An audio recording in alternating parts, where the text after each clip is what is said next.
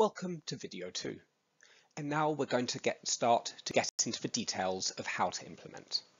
And we'll do this by looking at one of the main tools used to implement the standard, an intervention guide. So what do programs using the standard have in common? It's not geography. They operate all over the world, as we saw in the map in the last video. It's not ways of working. Programs have used the DCED standard to cover many kind of modes of operating, many types of program. And it's not sectors. Although most programs using the DCED standard work in private sector development, they also work in health, in education, in agriculture. So there's a huge variety of sectors. But they do have one thing in common. Almost all of them use some variant on the intervention guide. They call it different things and use different formats, but there are many common features. And an intervention guide is a way of structuring the use of the DCED standard. It's normally an Excel format, though it can be done in different programs, and it sets out all the key bits of the DCED standard in a format that can be shared, can be quality assured, can be used, and it can be checked by an auditor. So before we get into the question of what is an intervention guide, let me briefly define an intervention.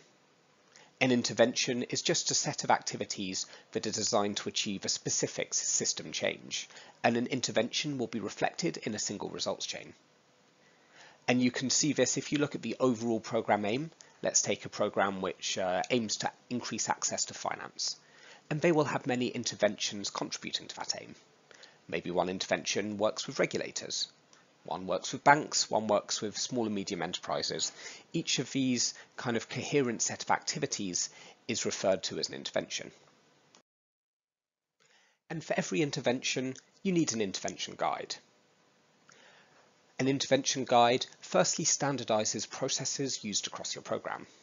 It makes sure interventions are designed in a similar way. They're measured in a standardized way, they're managed consistently, and reporting is done in a way which makes sense across the program. Secondly, they have a function of alignment. It makes sure different stakeholders understand the intervention, what you're trying to achieve and how you're trying to do it. Thirdly, it drives quality of intervention management. So it makes sure that they all have a clear objective. They can measure progress, adjust where necessary, and learn from experience. As a side note, of course, it meets the criteria of the DCED standard and makes sure that your program does, and it also acts as institutional memory. In other words, when you have staff turnover, the intervention guide records what the intervention is doing. And an intervention guide is a bit like buying clothes for an elephant and a snake, in that one size really doesn't fit all.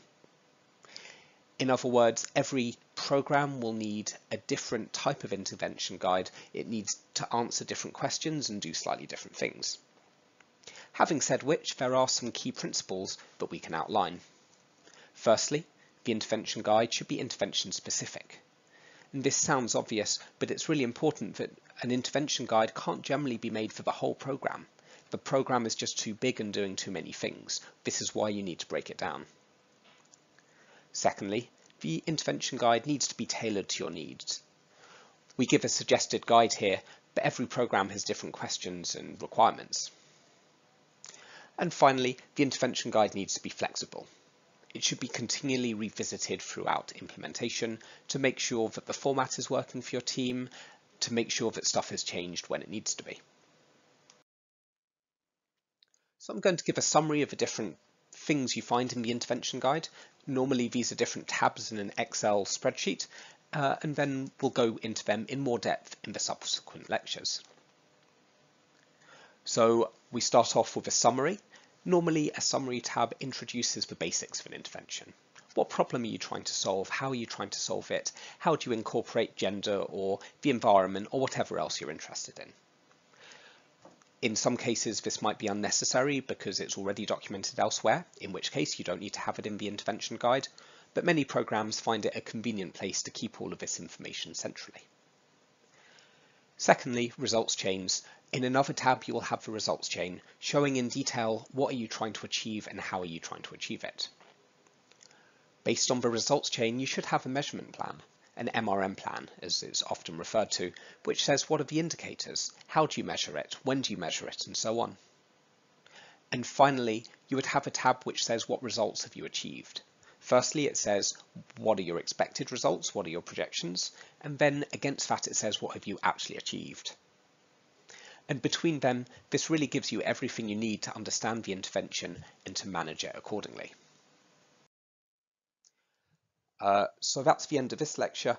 I think after this introduction, it would be really helpful if you download the intervention guide template, which you'll see on this page, and have a look round before we go into detail in the next slides.